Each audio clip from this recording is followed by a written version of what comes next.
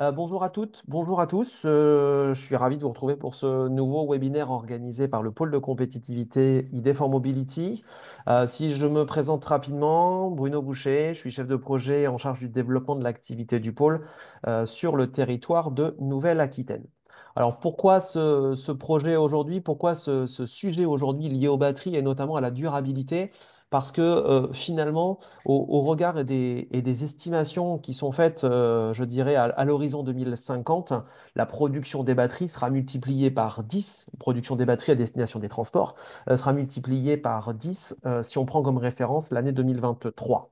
À ce point-là, s'ajoute aujourd'hui sur ces batteries à destination du transport qui sont majoritairement composées de lithium, ben finalement une production de ce lithium qui est très largement concentrée en Asie. On est à plus de 90% de cette production concentrée en Asie, avec toutes les interrogations que cela peut amener, toute l'opacité que nous, Européens, pouvons avoir concernant cette production.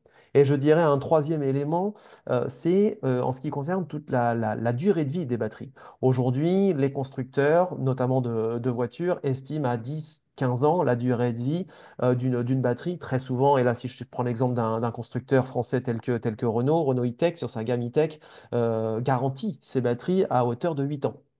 Donc, du coup, tous ces éléments-là nous amènent à des réflexions sur la durée de vie de la batterie.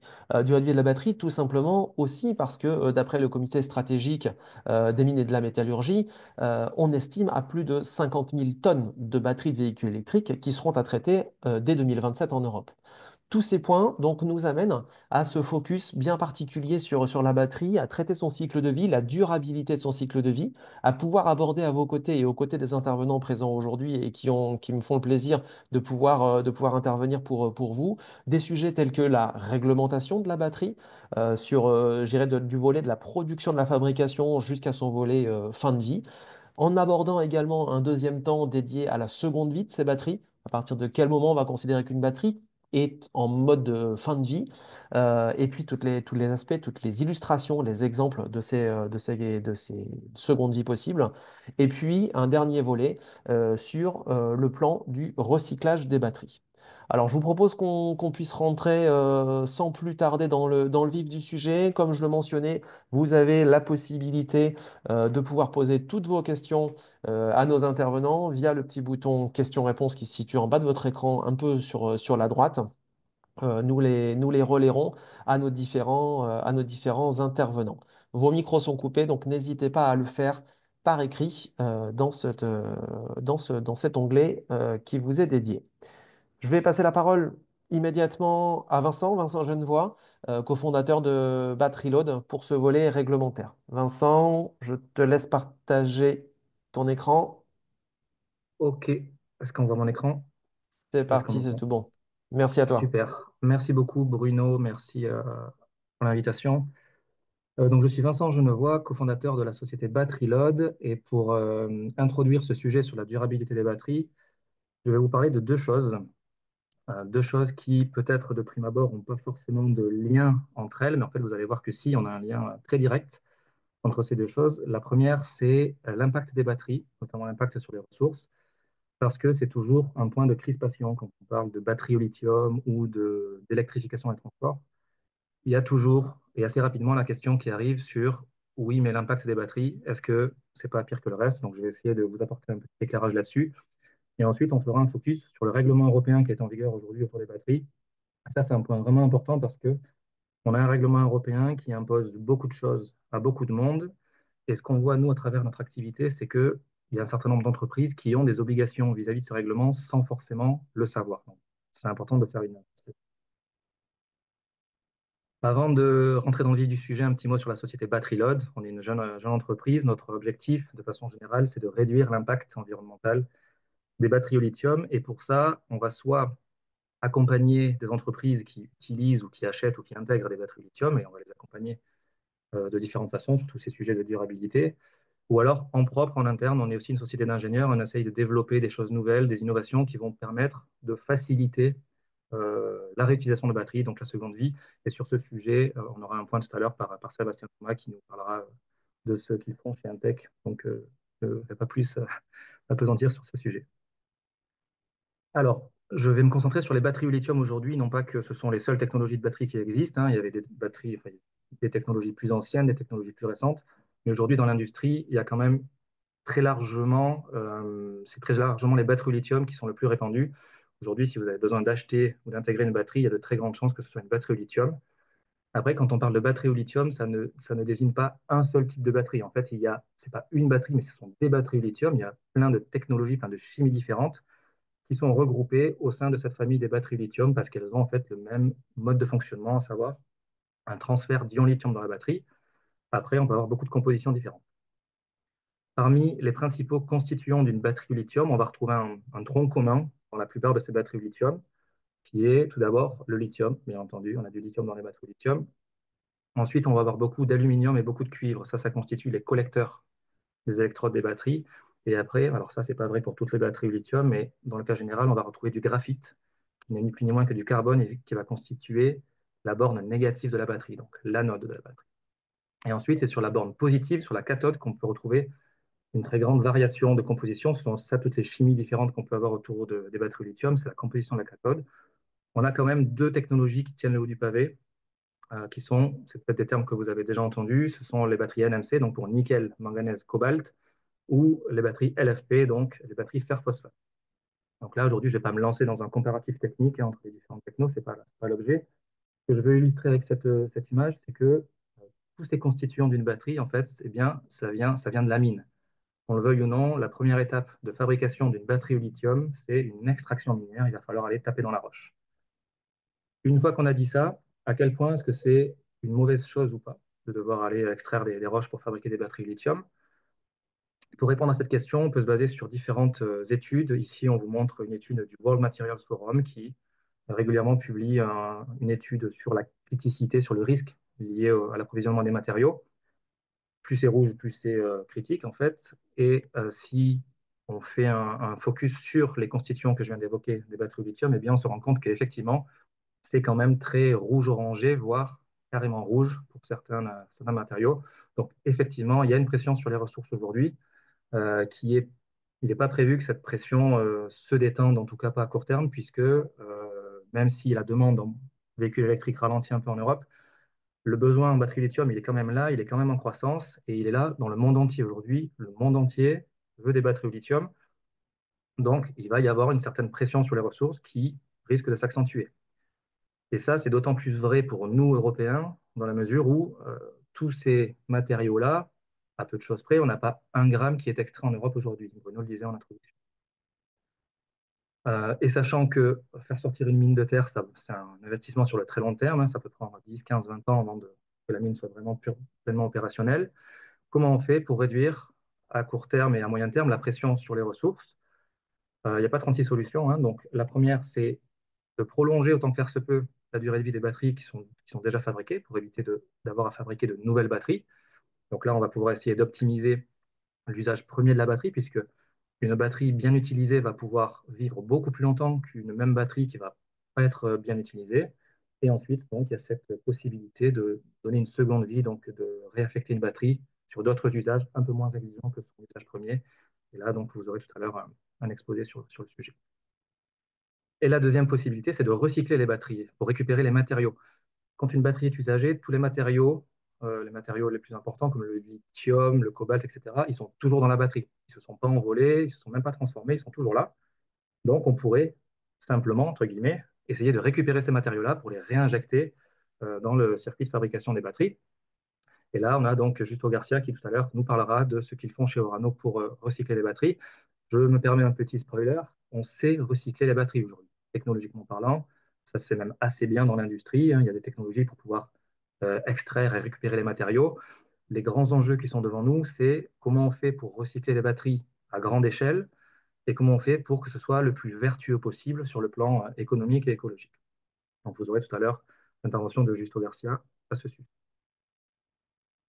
Et j'en viens donc à la question de la réglementation, parce que justement entre autres, hein, pour ces questions de souveraineté et de sécurité sur l'approvisionnement des matières premières stratégiques, on a la Commission européenne qui a réglementé et qui a émis ce nouveau règlement, qui est nouveau parce qu'il est assez jeune, hein, il est paru en 2023, et qui va encadrer la batterie sur toute sa durée de vie, de la fabrication jusqu'à sa fin de vie en passant par le ou les usages.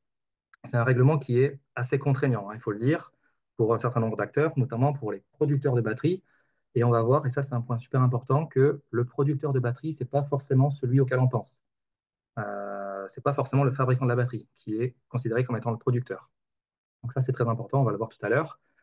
Le deuxième point important de ce règlement, c'est que malheureusement, il n'est pas complet. Aujourd'hui, il y a encore des trous dans ce règlement, notamment sur des valeurs de seuil ou certaines méthodes de calcul. Et donc, il va être complété au fil du temps par ce qu'on appelle les actes délégués. La Commission européenne a estimé qu'elle manquait un peu de recul et voilà, elle se donne le temps de compléter le règlement, ce qui n'est pas idéal quand on parle d'un texte de loi. On aime bien que tout soit carré et connu dès le début.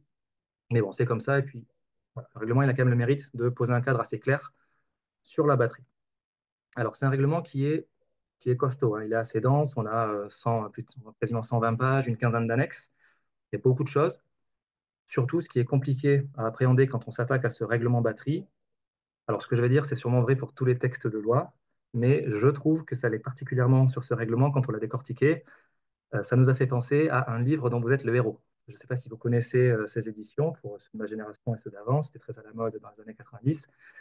C'était les livres où le lecteur était acteur de l'histoire et on vous disait, si vous tombiez devant une fenêtre, eh bien, si vous voulez passer par la fenêtre, rendez-vous au paragraphe 12. Si vous voulez rebrousser chemin, rendez-vous au paragraphe 32. Bon, ben là, c'est la même chose sur le règlement européen sur les batteries. On a des renvois de partout, des articles qui renvoient sur des annexes, qui renvoient sur d'autres articles, qui eux-mêmes renvoient sur d'autres textes. C'est assez compliqué. Il faut vraiment avoir les yeux en face des trous quand on s'attaque au règlement. Donc, bon, on a fait le travail pour vous. On va essayer de vous le restituer. Mais tout ça pour dire que je n'ai pas la prétention, là, en 20 minutes ou même dans les 10 minutes qui me restent, de vous fournir une lecture exhaustive de ce règlement. Mon but, c'est surtout de vous montrer les points saillants, ce qui nous semble être les points les plus importants et qui pourraient potentiellement impacter votre activité du point de vue de ce règlement-là. Et également, je vais me concentrer, enfin, je vais donner la priorité à la clarté des explications plutôt qu'à l'exhaustivité. Ça, c'est toujours un piège. Quand on parle d'un texte de loi, si on commence à vouloir rentrer dans tous les cas particuliers, ça peut vite devenir inaudible. Voilà, petit disclaimer là-dessus. Alors, ce règlement, pour le coup, il ne concerne pas que les batteries au lithium, il concerne toutes les batteries, quelles qu'elles soient, tout système de stockage électrochimique. Et il va déterminer 5 catégories de batteries. Bien entendu, selon la catégorie dans laquelle on se trouve, on va être soumis à différentes obligations, différents seuils, différentes dates d'application. Donc, c'est important de savoir de quelle catégorie on relève. Ce qui va déterminer la catégorie, ce n'est pas la composition de la batterie, ni pas sa chimie, ni ses performances. C'est surtout en fait l'usage qui va être fait de la batterie et aussi également sa taille, en fait, son poids. Première catégorie, c'est les batteries portables qui, comme son nom ne l'indique pas à tort, ne concernent pas que les batteries de téléphone portable. Ça concerne toutes les petites batteries, toutes les batteries qui peuvent se retrouver dans les maisons, donc les batteries de moins de 5 kg, les batteries d'outillage, de téléphone, les batteries de jouets, etc. Tout ça, les batteries en fait, du consommateur lambda, c'est les batteries portables. Ensuite, on a les batteries, donc les batteries SLI, c'est les batteries auxiliaires dans les véhicules, par opposition aux batteries de traction. Donc les batteries auxiliaires, c'est surtout, en fait, c'est les vieilles batteries, les anciennes batteries au plomb, batteries de démarrage, les batteries 12 volts.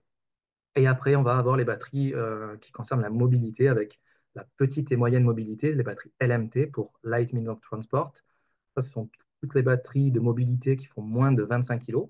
Donc 25 kg, c'est la batterie. Si vous avez une batterie de véhicule qui pèse plus de 25 kg, elle tombe dans la catégorie des véhicules électriques. Et enfin, on a une cinquième catégorie qui va rassembler toutes les batteries qui ne rentrent pas dans les 4 premières catégories, donc une catégorie un peu générique qui s'appelle les batteries industrielles. Je l'ai dit, la notion peut-être la plus importante de ce règlement, c'est la notion de producteur. Les batteries font partie d'une filière qu'on appelle une filière REP, pour responsabilité élargie du producteur. Ça veut dire que le producteur de la batterie doit être payé pour la collecte et l'élimination de la batterie. C'est le principe du pollueur-payeur. Euh, Quand on parle d'une batterie au sens du règlement, c'est tout système de stockage, hein. Ça peut être de la petite cellule jusqu'au mégapack de stockage stationnaire. Donc, tout est une batterie du point de vue du règlement. Et le producteur, c'est là que c'est important. Ce n'est pas forcément le fabricant, c'est l'acteur économique qui, dans un pays au sein de l'Union européenne, aura mis la batterie sur le marché la première fois. Donc, ça peut être le fabricant, ça peut être un importateur, ça peut être un constructeur, ça peut être un distributeur, ça peut être plein d'acteurs différents. Je vais vous donner 2 exemples pour essayer d'illustrer ça, 2 exemples assez simples, hein. Le premier, on a une société basée en France qu'on appelait Société B, qui fabrique des engins électriques, par exemple des tondeuses électriques, qui achète un pack directement à un fournisseur chinois, qui intègre ce pack de batterie dans son engin et qui va vendre la tondeuse aux particuliers, au consommateur final. Donc là, c'est un schéma très simple, presque simpliste. Dans ce cas-là, c'est bien la société B qui, le premier, c'est le premier acteur qui met la batterie sur le marché. Donc c'est bien société B qui doit endosser la responsabilité du produit. Dans ce deuxième exemple, qui est un peu plus compliqué, la société B est un fabricant de batteries, un intégrateur de batteries qui achète plus des packs, mais qui achète des cellules en Chine, qui va intégrer ces packs en France et qui revend son pack, pour le coup, au fabricant de tondeuses, qui est la société C, laquelle revend donc sa tondeuse aux particuliers. Dans ce cas de figure et dans la stricte application de la réglementation européenne, c'est la société B qui est le producteur de la batterie, puisque c'est elle qui, la première, aura mis à la consommation le pack de batterie. C'est la première qui a fait une transaction avec la batterie. Ça, c'est le cas d'application stricte. En réalité, comme c'est souvent le cas malheureusement, il y a beaucoup de cas particuliers ou d'exceptions. Par exemple, si la société C fait fabriquer la batterie en son propre nom, c'est-à-dire qu'en fait, société B, c'est un sous-traitant qui fabrique le pack, et le pack, il est brandé société C, eh bien, de facto, ce serait la société C qui endosserait cette responsabilité. Il y a d'autres cas où B pourrait transférer la responsabilité à C. Encore une fois, je n'ai pas le temps de rentrer dans tous les cas de figure. La vraie vie, elle est beaucoup plus complexe que ça. Il y a des schémas logistiques beaucoup plus compliqués. J'imagine que il y a des intermédiaires, des importateurs, peut-être des filiales, ça passe par d'autres pays, donc c'est toujours beaucoup plus compliqué que ça.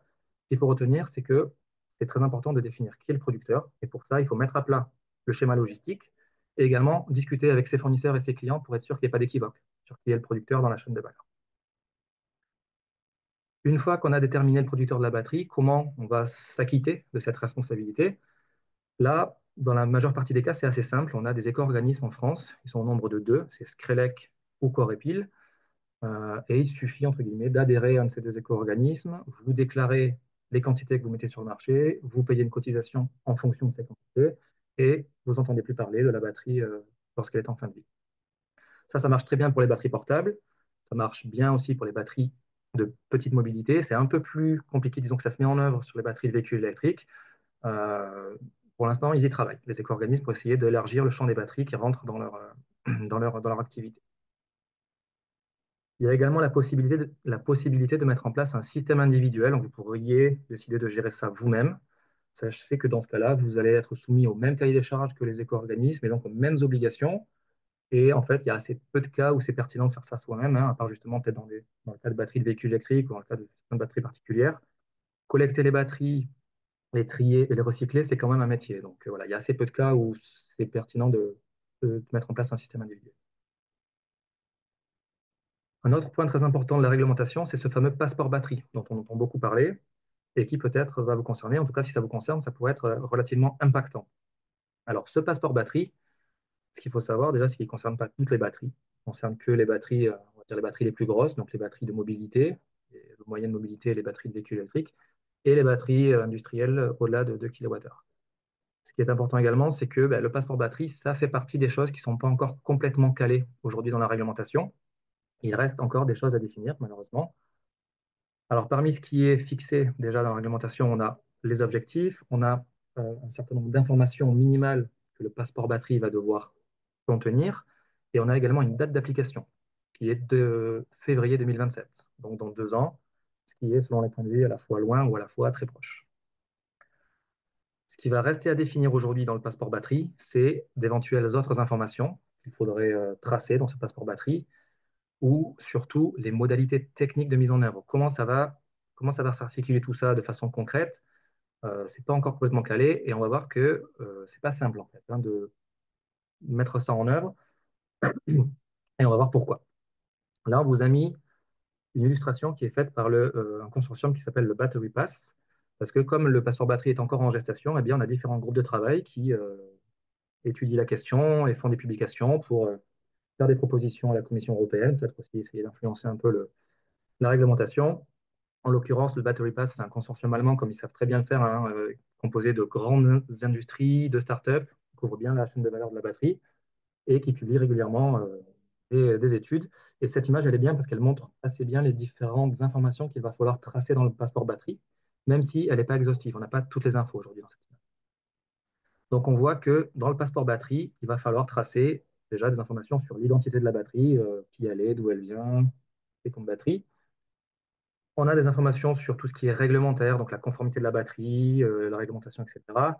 Des informations sur l'empreinte carbone de la batterie, sur la chaîne logistique et sur les matériaux qui vont composer la batterie. Tout ça, le but, c'est d'assurer une traçabilité sur l'empreinte environnementale de la batterie. Et ensuite, on veut aussi tracer et assurer une traçabilité sur la circularité de la batterie. Donc, il va falloir mettre dans le passeport batterie tout ce qui touche à la circularité, donc le manuel de dépose de la batterie, comment on fait pour la démonter si c'est possible, pour la réparer si c'est possible, comment on la recycle, tout ça, dans le but de faciliter les opérations, soit de seconde vie, soit de réparation si besoin, ou de recyclage. Et enfin, on va avoir des informations sur les performances de la batterie en elle-même, sa capacité, etc. Donc, ce qu'on voit, c'est qu'il y a la plupart des informations qui sont des informations en fait statiques, qui ne vont pas changer au cours de la vie de la batterie. Donc ça, c'est assez simple en fait. Lorsque la batterie sort d'usine, on connaît sa composition, c'est assez facile de la mettre dans une étiquette ou dans un document qui irait suivre la batterie. Ne pose pas trop de questions. Mais à travers, on a quand même des informations qui vont devoir vivre avec la batterie. Par exemple, on va devoir tracer le SOH, c'est l'état de santé de la batterie, le state of health, et le SOH, il peut bouger chaque jour de la batterie. Et dans la même lignée, on doit tracer la survenue d'éventuels événements négatifs.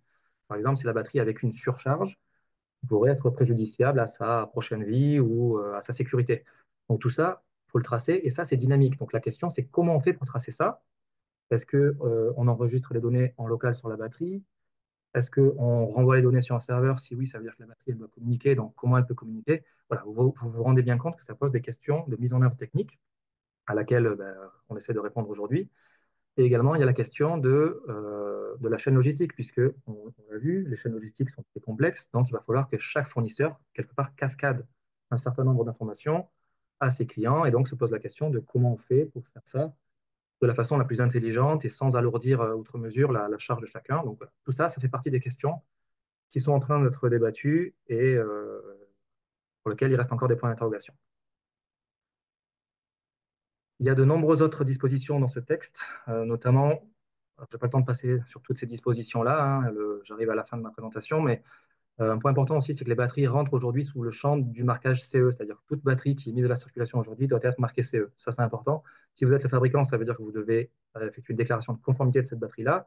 Si vous êtes un utilisateur ou un acheteur de la batterie, il va falloir vérifier que la batterie est bien conforme à la réglementation CE. Il y a d'autres dispositions, notamment sur la circularité pour le calcul d'empreinte carbone, sur des taux de collecte, des taux de recyclage qui sont imposés par la réglementation.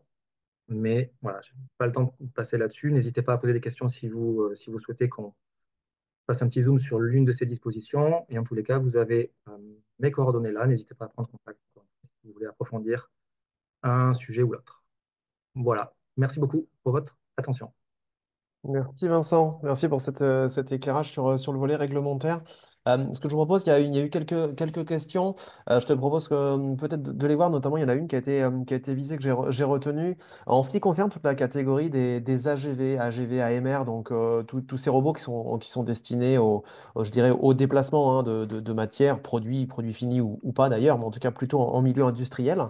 Dans quelle catégorie sont-ils classés? Et j'y ajouterais même un autre point, c'est que finalement, le passeport batterie concerne-t-il ces produits, ces robots? Alors, tout ce qui est robot, on ne parle pas du coup de mobilité, ça va être de facto des batteries industrielles. Pour la question du passeport batterie, il faut se poser la question de quelle est la taille de la batterie. En général, je pense que pour un robot, il y a des chances qu'elle fasse plus de 2 kWh, encore que ce n'est pas sûr. Mais si elle fait plus de 2 kWh, du coup, elle est concernée par le passeport batterie. Si ce n'est pas le cas, elle sera sous les radars. D'accord. Ok, merci. Est-ce que enfin, j'ai encore compris et entendu qu'il y avait encore des zones à définir, comme tu le mentionnais. Tu parlais toujours de l'état de charge, donc le SOH. Est-ce qu'il y a un process est déjà défini? Est-ce qu'il est en cours je dirais, de description ou en tout cas de définition pour permettre justement au producteur, à l'assembleur, d'avoir cette définition, cette procédure pour pouvoir venir déterminer, établir, suivre tout simplement l'état de vie de sa batterie? Alors ça, effectivement, c'est encore un angle mort. C'est vrai que le calcul du SOH, il n'y a pas de consensus aujourd'hui dans l'industrie ou dans le monde académique sur comment on le calcule, donc il y a différentes manières. Il y a une méthode qui commence un peu à s'imposer, c'est de simplement calculer la capacité restante de la batterie, mais ça ne fait pas encore un consensus complet. Puis il y a la question de comment on la détermine, ça c'est une vraie question. En revanche, la réglementation, elle va quand même elle définit un calcul de SOH spécifique aux véhicules électriques qui s'appelle l'état de capacité d'énergie restante en fait et l'autonomie Mm. restante. Donc ça, c'est des choses un peu particulières qui sont vraiment uniquement pour les véhicules, les batteries de véhicules électriques. Et ça ne répond pas à la question de comment je calcule mon SOH et quelle est la méthode technique à utiliser. D'accord. Ouais, c'est en cours de définition. Ok. Oui, quelque part. Ouais. Ça marche. Oui, puis après, derrière, il y aura la conformité du calcul, le contrôle, etc. et la véracité de l'information donnée. Ouais. OK. Tout à Allez, fait. peut-être une dernière question avant de laisser la main à Sébastien. Question pour toi, Vincent. Si on fait des assemblages de modules achetés en Europe, qui est le producteur dans ce cas? Le producteur, alors c'est ça qui est, ça c'est un point important, c'est que on parle vraiment, il y a une notion de territorialité, c'est-à-dire que c'est pas une question de la batterie elle vient d'Europe ou hors d'Europe, c'est est-ce qu'elle vient du pays ou pas du pays. Donc si vous achetez une batterie en Allemagne et que vous l'intégrez en France, si vous achetez une cellule en Allemagne et que vous l'intégrez en France, vous êtes le producteur de la batterie pour la France. Je sais pas si j'ai répondu à la Ok, question. ok, c'est noté. Merci Vincent. Allez, peut-être allez, une toute dernière. Et après, je vous proposerai qu'on les pose et qu'on les réunisse sur la fin, après la présentation de Rusto Garcia d'ici quelques minutes. Côté donc niveau de vie, état de vie de la batterie, est-ce qu'il y aura un standard de communication à définir, tel qu'un protocole de type CAN ou LIN imposé? Non, pas à ma connaissance, il n'y a rien de tout ça dans la réglementation. Par contre, le passeport batterie, pour les batteries qui sont concernées, il va falloir donner les moyens d'accès, effectivement. Il va falloir indiquer comment, en tout cas, la batterie va devoir remonter cette information-là. Donc, il va falloir qu'elle soit accessible Ouais. pour les utilisateurs. Après, effectivement, le moyen technique d'accès est pas défini à ma connaissance. Ouais, donc on peut supposer la mise en place d'un protocole tout de même, après avoir sous quel format, mais Tout à fait. de lecture, en tout cas d'accès Oui, aux données. OK. tout à fait. Merci Vincent. Merci Avec pour ton plaisir. intervention. Merci. Merci pour vos questions, vous participants. N'hésitez pas à continuer à les poser, hein, même à Vincent, et on pourra y revenir, Vincent Genevois, et on pourra y revenir après les interventions des autres panélistes. Je vous propose de laisser la parole à Sébastien Thomas de la société Entech pour ce volet seconde vie de la batterie qu'a abordé brièvement Vincent Genevois. Sébastien, je propose de vous laisser la parole. Le partage d'écran est bien actif. C'est à vous. Merci et bonjour à tous. Merci Deform Mobility pour ce webinaire, pour l'organisation de ce webinaire. Du coup, oui, dans le cadre de l'utilisation des batteries aujourd'hui et de leur durabilité, on tenait à partager un projet qui est le projet ABR, qui est un projet qui a été labellisé par Ideform Mobility et qui est un projet régional Bretagne qui a été financé par la métropole de Rennes, la métropole de Quimper-Cornouailles et par la région Bretagne, et sur lequel on a été différents participants, plusieurs industriels, Stellantis, Talendi, Excelcar, mais aussi l'Université de Bretagne Sud, avec son laboratoire. Ce projet avait débuté en janvier 2022 et s'est terminé en décembre 2024. Maintenant, on est sur l'exploitation de ce projet qui était donc avec un budget complet d'1 million et la réalisation de 3 démonstrateurs pour montrer la possibilité qu'aujourd'hui on a avec les secondes vies et à valoriser les batteries dans une seconde vie aujourd'hui pour aussi améliorer leur impact environnementaux, repousser la fin de vie et favoriser aussi le développement d'emplois. Parce qu'il ne faut pas se le cacher, aujourd'hui, si on parlait tout à l'heure de la fabrication des batteries, mais leur utilisation, c'est aussi un vecteur d'emploi pour les régions et pour la société de manière générale. Donc pour ça, on s'est principalement intéressé sur les secondes vies de véhicules, les secondes vies de batteries de véhicules, avec une première partie sur les tests de vieillissement et leur utilisation, avec en fonction des envois sur le recyclage, en fonction de leur état, mais aussi une partie qui partait en réutilisation. On va avoir 3 types de réutilisation possibles. Avant tout, ce qui est intéressant de regarder, c'est qu'est-ce qui était intégré dans ce projet. Parce que c'est bien de faire des démonstrateurs. Maintenant, on a été beaucoup plus loin. On avait une partie management du projet et sur l'évaluation des marchés. Et ça nous a montré aujourd'hui, avec les études ACV aussi, que le marché aujourd'hui de la batterie seconde vie est très important, tout simplement parce qu'une batterie peut être considérée comme obsolète au niveau automobile en fonction des fabricants, quand son SOH arrive entre 70 et 80%, ou à partir de 8 ans, comme le disait Vincent. Et donc, c'est important aujourd'hui de regarder. Une deuxième partie, c'est qu'est-ce qui existe et qu'est-ce qu'il faut créer aujourd'hui en termes de sécurité et de formation autour des batteries. Comment on effectue les collectes des batteries de véhicules et comment on peut amener à faire leur contrôle qualité et le démantèlement en fonction des packs, ou au contraire une utilisation en gardant les packs aussi. Ça amène de différentes problématiques. Une partie sur le jumeau numérique. Tout simplement, avec les démonstrateurs qui ont été développés, aujourd'hui, Entech a pu développer un jumeau numérique des batteries de seconde vie, qu'on a intégré dans notre solution logicielle, qui permet aujourd'hui d'utiliser le vieillissement, de pouvoir comparer les vieillissements des batteries en fonction des utilisations, que ce soit de l'autoconsommation, que ce soit de la régulation fréquence réseau, et donc de la réserve primaire, ou de l'autoconsommation pour les industriels, ou alors les particuliers ou d'autres applications. On va voir avec les différents démonstrateurs. Et puis 2 derniers lots sur le réemploi des batteries, leur éco-conception, et puis les tests et des démonstrateurs. Premier démonstrateur qui a été réalisé, il a été réalisé pour le coup sur l'e-Factory de Entech à Quimper, avec justement l'association aux jumeaux numériques. Donc quelques valeurs pour avoir en tête, on est sur 308 kVA, une capacité de 644 kWh, donc un point d'éjection donc, qui sera de 308 kW.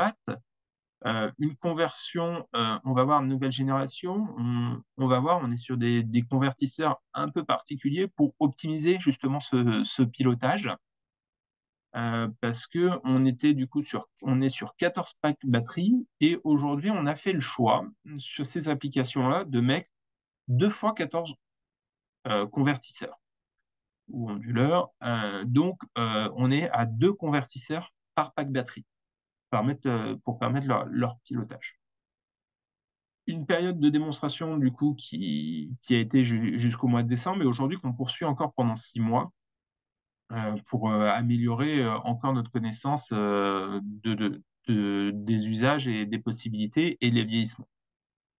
Et ainsi, différents cas d'usage testés, l'AFCR, donc réglage fréquence et réserve primaire, et puis l'amélioration de l'autoconsommation des bâtiments industriels. Aujourd'hui, on est, nous, sur notre bâtiment, sur la première boucle d'autoconsommation collective de Bretagne. Et cette boucle, bah, justement, on peut augmenter son autoconsommation avec l'ajout des batteries. Et les batteries, la seconde vie de batterie est un moyen intéressant d'utiliser. Le développement donc, du jumeau numérique pour anticiper justement le vieillissement et optimiser le pilotage. C'est là où sur le pilotage, aujourd'hui, le fait d'être à 2 onduleurs par pack batterie, on va avec les analyses que fait le jumeau numérique et ce qui va anticiper au niveau du vieillissement, ça nous permet d'améliorer le pilotage de chaque pack batterie et d'améliorer les réponses et nos capacités à répondre au marché ou au bâtiment. Et ainsi, on va pouvoir caractériser la performance des batteries et leur comportement thermique aussi. Parce qu'aujourd'hui, c'est une grande question. C'est intégrer des batteries qui sont faites pour être mises dans des véhicules. Comment elles se comportent au niveau thermique? On a différents types de refroidissement en fonction des batteries. On a des refroidissements liquides, des refroidissements air. Et ce sont des batteries qui sont faites pour être en plein air. Aujourd'hui, on vient les intégrer dans des blocs, que ce soit des conteneurs ou des armoires, ou des bâtiments, hein, parce qu'aujourd'hui, il y a des projets à des échelles de bâtiments. Aujourd'hui, il faut se dire, mais du coup, quel est leur comportement? Est-ce que ça impacte leur durée de vie également? Et puis, quelle va être cette durée de vie? Donc ça, c'est également les questions sur lesquelles on vient répondre. Donc, en quelques images, aujourd'hui, voilà, l'implantation aujourd'hui telle qu'elle est faite sur le site de l'eFactory à Quimper. Donc, un conteneur 20 pieds dans lequel on vient mettre sur deux colonnes de cette module. Donc, différencié dans ce conteneur, on a uniquement les batteries, leur ventilation et le système de détection et d'inertage incendie. On a une armoire de raccordement pour aller au réseau, et derrière, on a deux armoires de conversion ainsi qu'un coffret de pilotage. Ce qui fait qu'on a un système qui est complètement indépendant que la batterie pour le stockage ou la conversion. Aujourd'hui, on a utilisé deux types de convertisseurs, des InfiPower, des Watt Well. Donc, ça permet, comme ces convertisseurs, justement, d'aller piloter de manière indépendante. Et ces pilotages indépendants, avec les connexions dans ces armoires aujourd'hui, c'est des petites armoires du coup qui sont adossées, mais on va pouvoir aussi, en fonction du vieillissement, si on veut changer seulement un module ou seulement un convertisseur, eh ben on peut. Avec des conversions comme ça indépendantes, on va pouvoir arrêter les deux convertisseurs associés à la batterie, déconnecter la batterie, la retirer, mettre une nouvelle, et donc garder une utilisation très flexible de ces batteries seconde vie en fonction de leur vieillissement, et donc optimiser le rendement du système complet vis-à-vis de l'industriel ou vis-à-vis du réseau. Ainsi, ça, c'est une petite vue du système de pilotage qu'on met en place. Alors, j'ai expressément mis une vue avec des défauts pour que vous puissiez voir justement aujourd'hui, bah, on peut piloter une par une, avoir leur consommation, leur socle, leur état de vie. On va jusqu'au calcul du SOH, leur limite d'injection, leur limite de réception. Et on va aussi avoir bah, du coup la communication et tous les défauts en fonction de celles qui sont connectées ou pas. Et ainsi, on va pouvoir piloter et avoir des pilotages intelligents et un échange aussi avec les agrégateurs pour leur dire nos capacités et donc optimiser en fonction des demandes. Ça, c'est le premier démonstrateur qui a été développé. Le second démonstrateur, qui a été développé par Excelcar et Talendi, c'est une réutilisation des modules. Donc pour ça, on part des modules, des batteries, des packs batteries, on va venir démanteler pour récupérer les modules de batterie, donc les ouvrir, et les reconditionner de manière différente pour ainsi, en utilisant ces 6 batteries, faire de l'application, différentes applications. Aujourd'hui, ça peut être pour des particuliers, ça peut être de l'électromobilité, ça peut être des petits systèmes de stockage d'énergie. Ce qui a été mis en place aujourd'hui, c'est une station de recharge de véhicules à la gare de Saint-Jacques-de-la-Lande pour recharger justement les trottinettes et les vélos électriques avec par l'énergie qui est produite au niveau solaire et qui est stockée, mais également une intégration de modules de seconde vie dans un conteneur maritime pour une autre station, là du coup, en conteneur et pas justement vélo par vélo. Voilà. Donc ça, c'est une autre application aujourd'hui qui est possible. Ça demande plus de manipulation, ça demande plus de formation, c'est ce que je disais aussi tout à l'heure, mais au niveau du marché, ça alimente des besoins qui permettent aussi d'adapter le réseau électrique et d'amener une autre flexibilité au réseau. Enfin, les groupes électrogènes zéro émission, c'est quelque chose qui a été proposé et qui a été réalisé avec Stellantis et Entech, de réaliser un groupe électrogène zéro émission avec une capacité de 108 kWh et de 296 kVA. Dans ce conteneur 10 pieds, on a intégré 8 batteries PHEV et ce conteneur ainsi qu'un système de conversion, un système de pilotage et de refroidissement. Ce conteneur, il est aujourd'hui sur l'usine Stellantis de Rennes.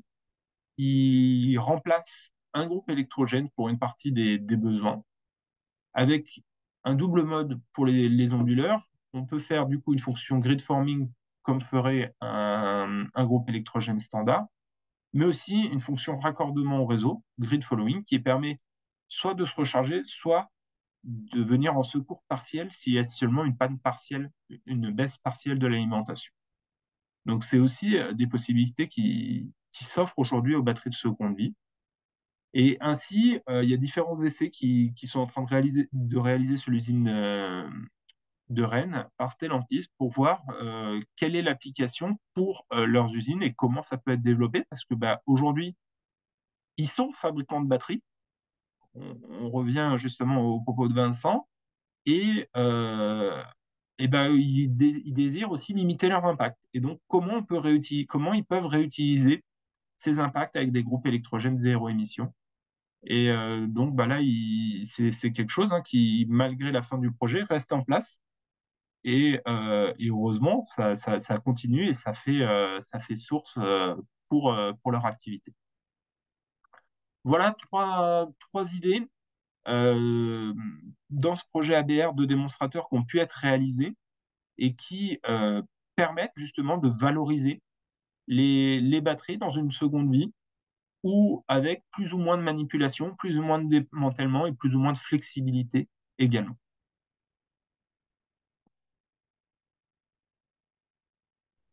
Merci Sébastien, merci pour votre présentation. J'avais peut-être quelques petites questions. Est-ce que vous avez été confronté à peut-être à quelques réticences? Alors déjà d'une, est-ce que les propositions d'expérimentation de marché sont nombreuses? Vous citiez différents marchés, l'électromobilité, pour le stationnaire notamment, le rechargement stationnaire. Est-ce que les demandes comme ça sont nombreuses en termes de seconde vie? Quelles sont les difficultés auxquelles vous êtes confrontés, notamment, je pense, difficultés peut-être techniques sur ces différents projets? Alors, les difficultés techniques, aujourd'hui, on en a passé pas mal. Que ce soit les modes de communication ont ces batteries, qui sont des batteries qui sont faites pour communiquer juste avec un véhicule et non pour communiquer avec tout entre elles, avec différents convertisseurs et des optimisations. Donc ça, c'est des choses aujourd'hui auxquelles on est passé au-delà. Euh, une des limitations qui peut apparaître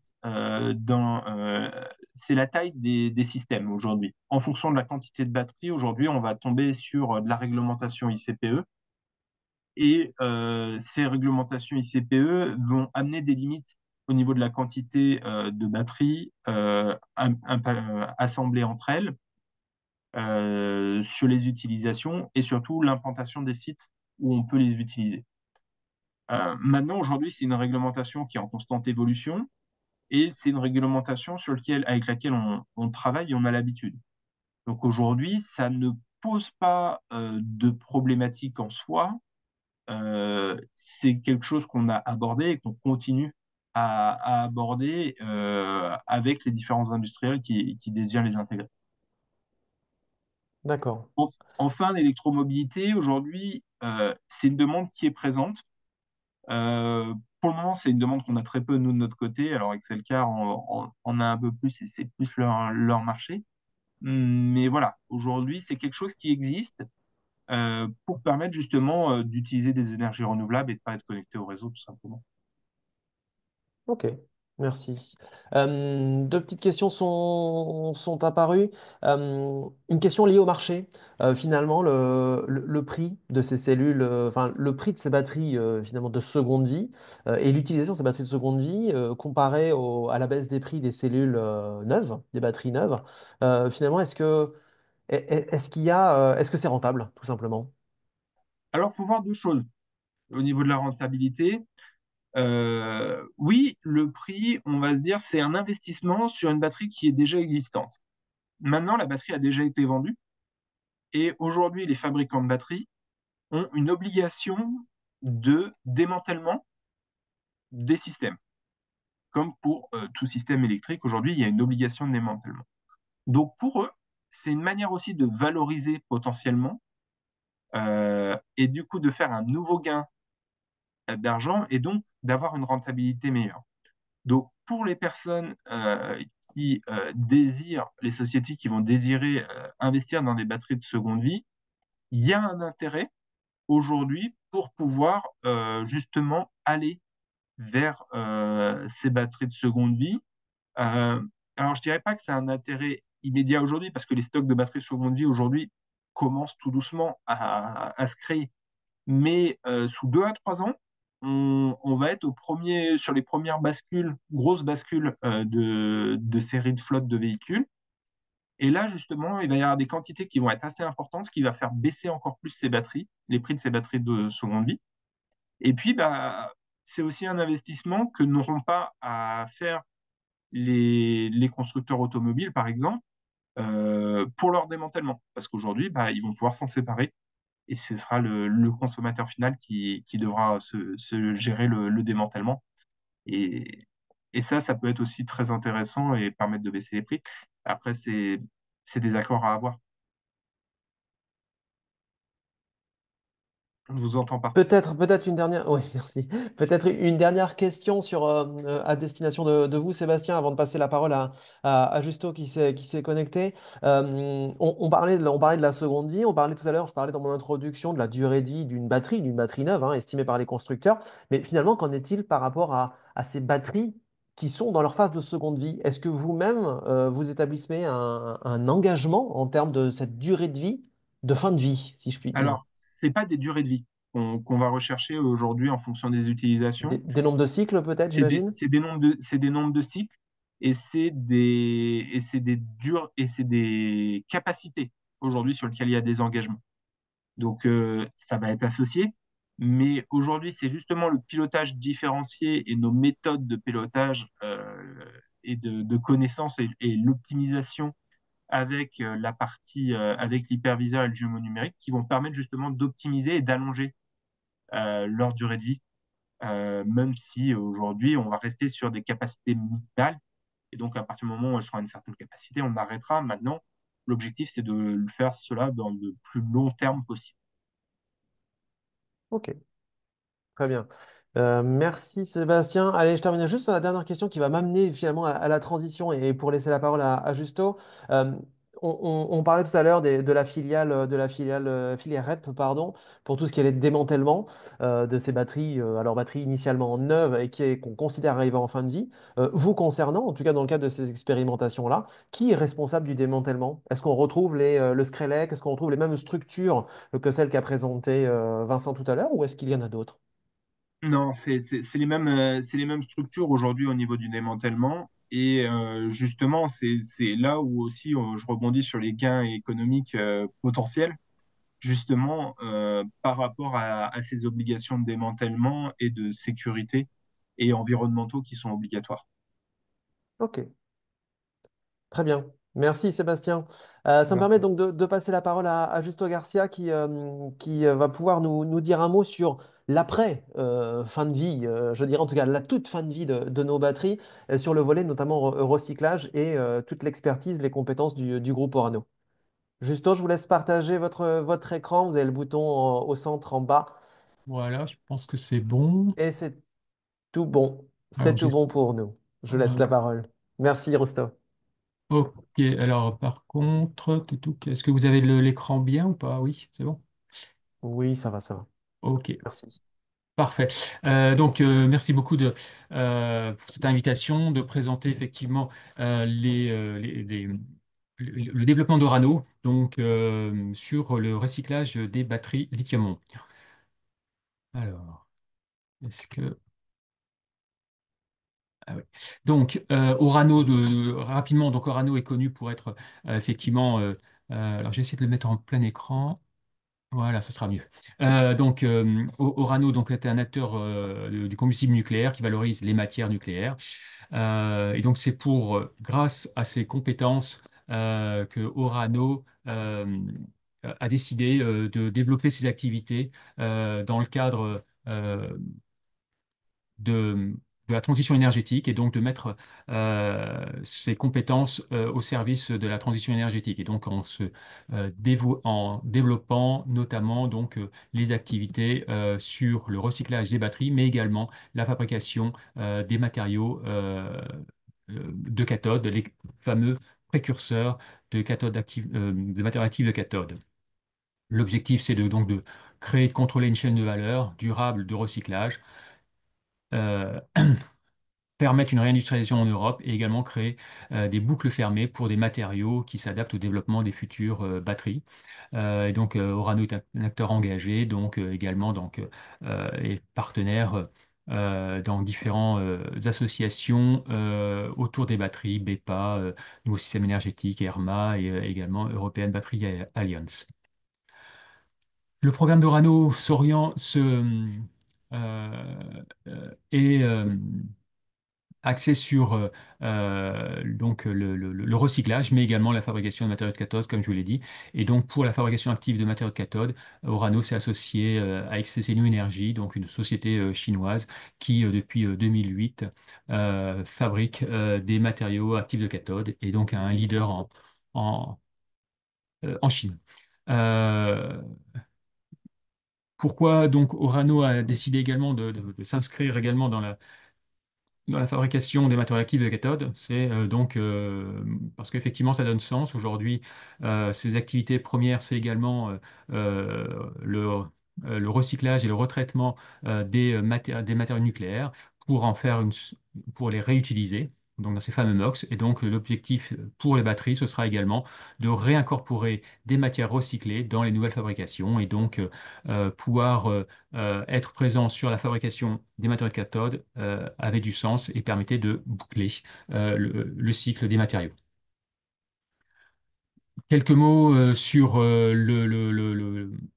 l'intérêt du recyclage et le marché. Donc aujourd'hui, donc, il y a une évolution forte de la vente des véhicules électriques, même si effectivement il y a un peu de tassement là, ces derniers mois, mais les perspectives sont toujours pour une augmentation et une progression massive de l'adoption des véhicules électriques et donc à terme le besoin de recycler ces batteries. Par contre, le recyclage aujourd'hui, pour l'industrie du recyclage, va commencer avec un approvisionnement, mais par contre des rebuts de production, des gigafactories qui se développent en Europe. Le démarrage peut être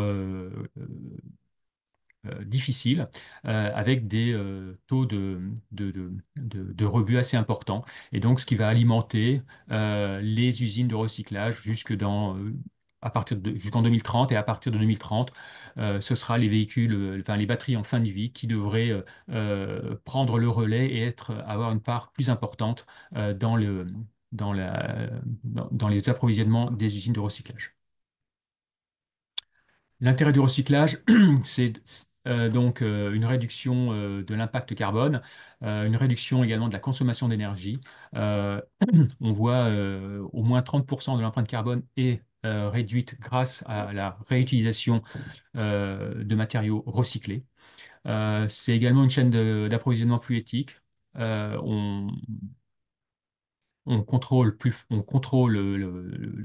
l'origine des matières. On va pouvoir sécuriser donc ces matières premières grâce à leur réutilisation et donc de facto on va également préserver les ressources naturelles. Également, cela s'inscrit également dans une volonté politique et des exigences réglementaires importantes en Europe. Le fameux règlement batterie qui impose une réincorporation des matières recyclées. Par exemple, le cobalt en 2031, les nouvelles batteries devront contenir au moins 16% de cobalt issu du recyclage et en 2036, 26%. Donc, c'est des demandes assez fortes, exigences assez fortes. Également le CRMA Act, le Critical Raw Material Act, qui lui souhaite imposer, a pour objectif qu'au moins 25% de la consommation de matières soit réalisée en Europe grâce à des matières recyclées. Euh, Très rapidement, un état de l'art des process de recyclage. Il y a le process hydrométallurgique qui passe par des étapes on va dire de dissolution des matières et donc ensuite dissolution et séparation. On a la pyrométallurgie qui va utiliser effectivement on va dire dans des fours pour permettre de pyrolyser et donc de réduire dans un mélange les différents métaux. Et on a une voie directe, le recyclage direct, qui lui permet la régénération. La voie directe est plus encore au stade de recherche. Les deux voies les plus importantes sont donc hydrométallurgie et pyrométallurgie. Et aujourd'hui, la majorité des voies sont plutôt des usines de recyclage sont plutôt pyrométallurgiques. Orano, le procédé d'Orano, c'est un procédé qui permet de boucler la boucle et donc pardon, et d'avoir un procédé et un recyclage efficace. Donc le procédé très rapidement, on a une phase, on a une partie de pré-traitement. Donc à partir du module, on fait une désactivation en toute sécurité de ce module. On n'a pas de traitement thermique, pas de production de gaz et il n'y a pas de risque d'explosion. C'est un procédé qui est versatile, qui est adapté à toutes les chimies. Et avec ce procédé, on peut récupérer le graphite, on élimine l'aluminium, le cuivre, mais également le fer. Ce procédé permet également de séparer en amont le graphite et donc d'obtenir une black mass de qualité avec une qualité très importante en termes de matériaux actifs de cathode, puisqu'il reste à peine 10% de graphite dedans. Ensuite, on a l'opération hydrométallurgie classique, on va dire, avec une lixiviation de cette black mass. Pardon, et donc qui va nous permettre de récupérer sous forme de sel métallique et les différents éléments cobalt, nickel et lithium. Et ensuite, ces matériaux pourront être réutilisés pour fabriquer des matériaux actifs de cathode et des précames et des cames, et donc assurer une production en Europe. Le procédé de pré-traitement est composé de différentes briques. Et donc, comme je l'ai déjà dit, donc on a la première brique qui est la désactivation, et ensuite, après, on a différentes étapes de séparation, et donc pour extraire les différents composants de la batterie. Et donc, ce procédé nous permet de séparer en amont donc le graphite et donc d'obtenir une black mass de qualité avec une pureté très importante, et on a retiré la majorité des impuretés, et notamment le graphite. Et on pourra récupérer également le plastique, tous les plastiques, les cuivres et l'aluminium. Et le graphite pourra être, qui est également qui est assez pur, on obtient plus de 90% du graphite. Et donc on aura des étapes de purification et donc de régénération. J'en dirai deux mots après. Le, le procédé, bon, c'est pour montrer un peu en avant la différenciation de l'étape de pré-traitement. L'étape qui est la première étape, c'est la désactivation. Donc, lorsque les modules ont été chargés, on a toujours une puissance résiduelle et donc qui peut être dangereuse, donc qui peut créer effectivement des risques d'explosion ou de feu. Donc, on a différentes étapes. Aujourd'hui, on a différentes procédés qui existent, procédés thermiques, procédés cryogéniques ou procédés dans des gaz inertes pour désactiver. Et notre procédé est différent puisqu'il permet de désactiver dans un liquide spécifique qui est réutilisable et donc avec en boucle fermée. Quelques éléments sur Aujourd'hui, on est au stade de pilotes qui sont installés dans notre centre d'innovation en métallurgie extractive. Et donc, ce pilote, donc composé en trois éléments majeurs, le pilote de désactivation et d'accès aux matières, donc qui va permettre de séparer les différents composants. Dans le deuxième pilote, c'est la récupération du graphite et du NMC. Et donc, on obtient des récupérations, plus de 90% de la NMC, enfin, de la matière, de notre black mass, et également un graphite avec une haute pureté, et le tri secondaire qui, lui, va être la séparation des différents éléments complémentaires, autres que les méthodes actives de cathode, ou black mass, et le graphite. Procédé hydrométallurgique, on a trois voies aujourd'hui possibles. Aujourd'hui, bon, la première voie qui est le resolution to CAM, donc c'est une régénération directe, c'est avec la voie directe est plutôt à l'état de R&D. Donc aujourd'hui, d'un point de vue industriel, ce ne sera pas cette voie-là aujourd'hui qui va être mise en avant, mais on cherche, on est toujours attentif sur ces développements. Et donc aujourd'hui, on aura deux voies possibles dans nos usines, à savoir la fabrication des sels métalliques. Donc c'est la voie, on va dire, la plus standard. Donc après l'étape de lixiviation et de précipitation des impuretés, on a une opération donc de séparation euh, euh, liquide-liquide, donc avec des solvants, donc en différentes cascades, pour séparer le manganèse, le cobalt et le nickel, et ensuite le lithium. Et donc on cristallise tous ces éléments pour avoir des sels métalliques sous forme sulfate. La seconde voie est la voie qui, elle, est intéressante puisqu'on ne sépare pas les différents composants dans les différents métaux, mais on va les purifier et donc l'idée c'est de pouvoir les régénérer pour pouvoir directement réaliser la synthèse du précam. Quelques éléments sur la production. Donc, on a réalisé donc, des productions de sels de batterie à partir donc, de black mass, donc avec, comme je le disais, des procédés, donc extraction par solvant et cristallisation. Les résultats, bon, très rapidement, donc on a produit de la NMC de type 811 à partir de sels recyclés, et donc on a des performances électrochimiques qui ont été comparées à celles des métaux, des matériaux du commerce. Et donc aujourd'hui, on a des performances qui sont de nos, du ce NMC produit avec des sels recyclés qui est assez proche. On a quelques ajustements encore, mais c'est assez encourageant. On obtient des qualités très intéressantes. Pardon. Hop. Ouais. Donc, la synthèse de précam, donc directe, donc à partir d'une solution purifiée. Donc, les sels métalliques, comme je le disais, ne sont pas séparés. La solution est purifiée pour retirer donc les impuretés métalliques. Et ensuite, on réalise un ajustement stoichiométrique de la solution pour obtenir le CAM cible. Et donc, on a fait donc effectivement ensuite des comparaisons par rapport à ce qu'on a obtenu. Et on a des résultats qui sont intéressants. Donc, tous ces travaux ont été réalisés avec notre partenaire, le CEA Liten, le commissariat à l'énergie atomique, donc à Grenoble, dans le cadre d'un laboratoire commun, Orano-CEA. Les résultats, on va dire, quatre grands résultats qui démontrent la performance de notre procédé.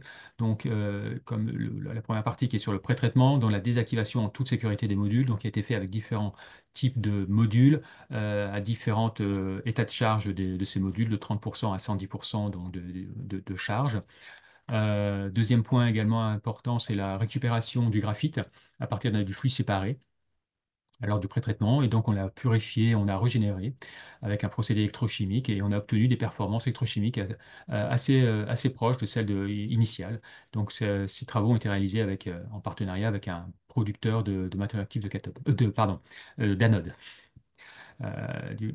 Ensuite, donc, troisième point, c'est la black mass d'Orano, donc elle est beaucoup plus concentrée que les matières black mass conventionnelles, du fait qu'on a retiré une grande partie des impuretés et également le graphite en grande part. Et enfin, donc c'est un procédé hydrométallurgique qui permet de récupérer des sels de sulfate, enfin des sels métalliques sous forme sulfate de qualité batterie, euh, et qui peut, voilà, pour atteindre des performances similaires aux matériaux d'origine. Toi, si je me Ouais, permets, peut-être dans les 2-3 minutes qui restent, ouais, quelques questions qui ont été posées à votre attention. d'accord. Ok. Alors très rapidement, peut-être un point sur notre projet industriel. Donc on a déjà identifié un site, enfin identifié, on a même déjà le, le contrat de location hein, sur ce site, donc c'est sur le port de Dunkerque, dans les Hauts-de-France. Et donc sur ce site, on aura trois usines, une usine de précurseurs, une usine de matériaux actifs de cathode et l'usine de recyclage. Mais on aura également un centre de R&D pour permettre de développer de nouveaux matériaux sur ce site. Ce qui est prévu aujourd'hui, et donc on a déjà, dans le cadre de la concertation publique, présenté notre projet donc, au public dans le cadre d'une CNDP. Et donc, nos deux usines Précam et CAM auront des capacités de 40 kilotonnes par an, qui ira jusqu'à 80 tonnes par an. dans une deuxième phase, pardon. Et l'usine de recyclage pourra recycler l'équivalent de 20 000 kilotonnes de black mass. Le planning, très rapidement, la première usine qui devrait être opérationnelle sera l'usine de CAM, avec notre partenaire XTC, donc c'est l'usine qui sera Néomat CAM. Néomat Précam devrait être en 2028, concomitamment avec la partie euh, hydrométallurgique du recyclage, et le pré-traitement devrait arriver un petit peu avant, en 2027. Voilà, donc après quelques vues, voilà, sur les installations, donc les unités de pré-traitement. Donc on a prévu des unités de pré-traitement sur le site de Dunkerque, mais d'autres unités de pré-traitement sont prévues pour être plus proches des centres de collecte à terme, et donc réduire également les impacts de transport des matières. Et l'usine hydrométallurgique, donc avec une capacité de 20 000 tonnes par an. Voilà, donc voilà, pour simplement résumer, le recyclage offre de vraies solutions pour renforcer la sécurité d'approvisionnement de l'Union européenne, donc ce qui va permettre de réduire la vulnérabilité sur les matières premières, l'approvisionnement des matières stratégiques. Orano va contribuer donc à l'ambition de recycler donc les matières stratégiques, et également la création d'industries sur le territoire de l'Union européenne. Voilà. Voilà, puis, voilà. Un petit point pour Très bien. résumer le projet. Euh, Donc, je peux répondre donc aux questions. Ouais, je vous remercie, Justo. Merci pour cette présentation très, très complète sur les différents procédés et toute l'expertise du groupe Orano. Peut-être deux, trois questions qui vous concernent directement et puis certaines sur lesquelles j'avais passé tout à l'heure, mais qui vous concernaient vous deux ou vous trois au moins à juste titre. Allez, la première, y a-t-il actuellement des matériaux dans les batteries que le groupe Orano n'arrive pas à recycler ou à extraire pour ensuite être réutilisés? Bah, aujourd'hui, nous, on les sépare. Après, la question, c'est plutôt, est-ce que économiquement, parce que techniquement, Alors, on peut séparer, on peut récupérer tous les matériaux, mais est-ce que économiquement, c'est viable? C'est plutôt la question. Et ensuite, après, il y a la question économique, mais également la question empreinte environnementale, parce que si effectivement, hmm, on doit utiliser beaucoup plus d'énergie et de ressources pour séparer différents composants plutôt que d'aller l'extraire ou de le récupérer d'une autre manière, ça n'a pas forcément de sens. Donc il faut regarder l'impact économique, mais également l'impact environnemental de cette récupération-là. ouais, tout à l'heure, on a eu droit à la question que je posais à Sébastien sur le volet marché, finalement sur la valeur, par rapport à la valeur je dirais, de la matière recyclée par rapport au prix de la batterie ou du pack ou de la cellule actuelle qui tend à diminuer. Voilà, il y a cette question marché, en effet, à se poser. Aujourd'hui, une autre question, aujourd'hui, donc probablement un fabricant de batteries LFP qui nous questionne sur est-il possible aujourd'hui de s'adresser directement au groupe Orano pour recycler ses batteries? Est-ce qu'il y a des questions de volume minimum à considérer pour vous les rétribuer? Alors aujourd'hui, pour être clair, notre procédé, on l'a développé sur les technologies NMC. Par contre, notre procédé est compatible avec de LFP. Par contre, aujourd'hui, la valeur d'une batterie LFP est pas, enfin, elle n'est pas là, quoi. Donc aujourd'hui, économiquement parlant, c'est pas, enfin, je veux dire, on n'a aucun intérêt. Donc, par contre, une prestation de service, ça peut s'entendre. Mais voilà, est-ce que le fabricant sera prêt à payer pour le service de recyclage et de récupérer ces matières? Il y a des programmes, mais on a développé, donc, pour être clair, donc, la partie pré-traitement, tout ça, on a démontré qu'on pouvait le faire sur les LFP. La partie hydrométallurgique de séparation des composants, on l'a fait, mais aujourd'hui, on est en train de regarder des voies d'optimisation un peu plus intelligentes, et qui, aujourd'hui, les premiers résultats, je ne peux pas dévoiler ces éléments-là, mais voilà, donc aujourd'hui, il y a des éléments qui nous voilà, qui techniquement serait faisable. Après, économiquement parlant, c'est une autre question. Ok, merci.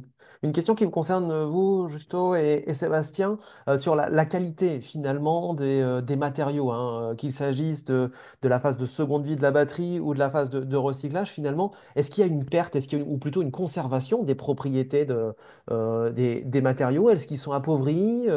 Comment est-ce que dans leur réutilisation en cas de seconde vie, finalement, est-ce qu'ils sont affectés? Est-ce que la batterie en elle-même et ses capacités de charge, décharge sont affectés par finalement cette évolution durant son cycle de vie. Est-ce que vous avez un commentaire l'un et l'autre? Parce que, seconde vie, on n'est pas sur la seconde vie, donc je pourrais difficilement répondre. Après, nous, enfin, on n'est pas sur la seconde vie, on regarde également sur la partie régénération, donc c'est ce qu'on appelle le recyclage direct. Et donc, effectivement, autant sur les rebuts de production, euh, la régénération a du sens. Dans certains cas, hein, bien sûr, hein, là, il y a également à lever certains verrous techno, mais a priori, voilà, il y a des choses qui peuvent être faites. Mais voilà, donc ça peut être également intéressant, et notamment sur le graphite, là on l'a montré, on peut régénérer du graphite qu'on a séparé des matières, quoi. Mais après, c'est élément par élément. Après, effectivement, tout dépend si c'est la cellule en elle-même qu'on veut réutiliser pour un autre usage. Bon, j'imagine il y a quelques tests et quelques éléments qui doivent être faits.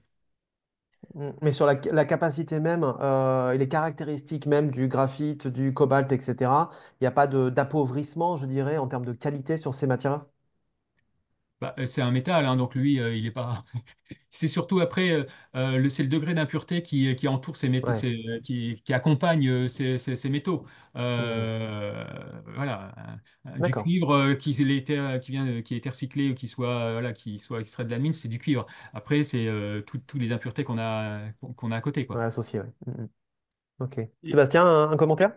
Et pour répondre sur le volet de la seconde vie, l'appauvrissement en fait des matériaux, il n'est pas propre à eux-mêmes. En fait, ce qu'il faut regarder, ce qu'on regarde et ce qui est étudié au moment de l'analyse de la batterie avant implantation et après pendant l'utilisation de la batterie sur les différents usages en seconde vie, c'est son SOH, c'est son état de santé.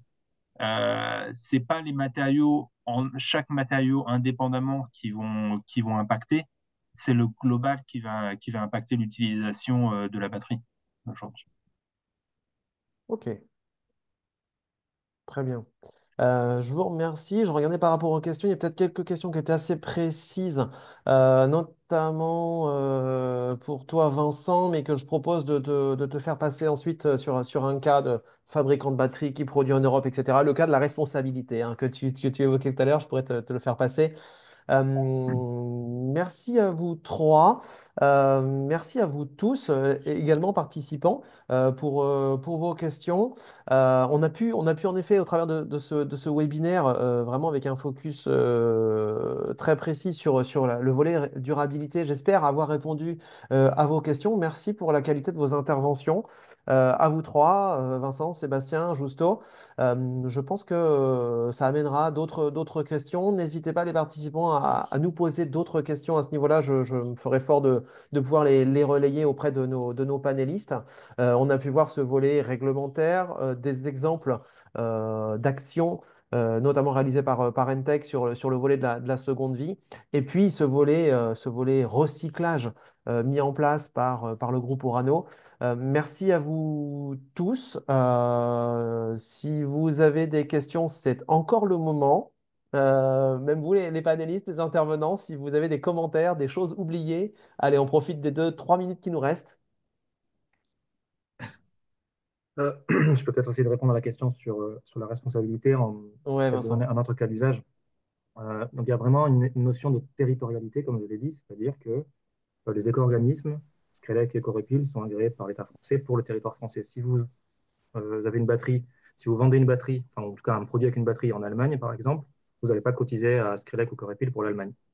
Donc si vous mettez à la circulation de batterie en France, vous êtes le producteur, c'est assez simple. Si vous exportez la batterie ou le véhicule avec la batterie, il y a deux cas de figure. Si vous vendez directement à un particulier, dans ce cas-là, vous devez avoir un mandataire. dans le pays en question. Si vous vendez en Allemagne en particulier, vous devez sélectionner un mandataire allemand qui va assumer la responsabilité pour vous.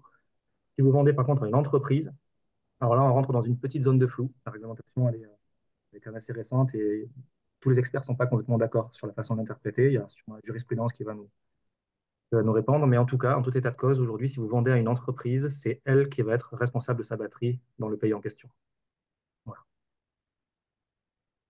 Très bien. Ah, peut-être une question qui nous est arrivée, oui, je l'ai vu passer tout à l'heure, je ne l'avais pas oublié. Peut-être plus à destination de Sébastien, en l'occurrence sur la seconde vie. Est-ce qu'il y a des études qui vous permettent d'accéder aux données sur l'état de vie de la batterie pour savoir finalement quel est son potentiel dans cette phase de seconde vie? Finalement, est-ce que ça vaut le coup ou pas d'utiliser telle ou telle batterie en fonction de son état de vie, quoi, le SOH? Bah, c'est le projet comme projet La ABR permet simulation. justement Hmm. avec les simulations, mais permet aussi par les différents essais de voir les intérêts et de voir les applications. Aujourd'hui, oui, il y a d'autres études en Europe qui sont en cours et qui permettront de juger cela. Maintenant, les premiers retours sont que oui, il est intéressant. Maintenant, c'est l'état de vie et le critère SOH à partir duquel au-delà duquel il sera intéressant ou pas, qui sont à définir. Et ça, c'est aussi à chaque industriel de regarder ces parties-là en fonction de ce qu'il recherche. Mhm. Ok, merci. N'hésitez pas, vous les participants, à répondre au petit questionnaire, hein, au petit sondage qui vous est proposé en fin d'intervention. Il est actif encore quelques instants, ce qui nous permettra aussi d'identifier ou de pouvoir répondre à certaines de vos questions, certains de vos projets en termes d'accompagnement, si vous souhaitez avoir des renseignements et pouvoir profiter de l'accompagnement de la part du pôle. Je vous remercie encore tous les trois. Vincent, Sébastien, Justo, dans l'ordre de vos interventions. Merci pour la qualité de vos interventions. Merci à vous tous, participants, pour votre présence, pour votre nombre. Vous étiez présents en nombre à ce webinaire. Et puis, bah, écoutez, vu l'heure, je vais vous proposer que nous clôturions ce webinaire. N'hésitez pas si vous avez d'autres questions, comme je vous le disais, je me ferai fort de pouvoir les relayer à nos intervenants. Merci encore à vous tous. Et puis, bah, écoutez, je vous souhaite un bon appétit à tous. Vous aviez nos animations, les événements du pôle, les dispositifs sur le diaporama d'attente en départ. N'hésitez pas à revenir vers nous. Et merci à vous tous. Merci Au beaucoup. Au revoir. revoir. Merci, au revoir. Merci à tous, au revoir.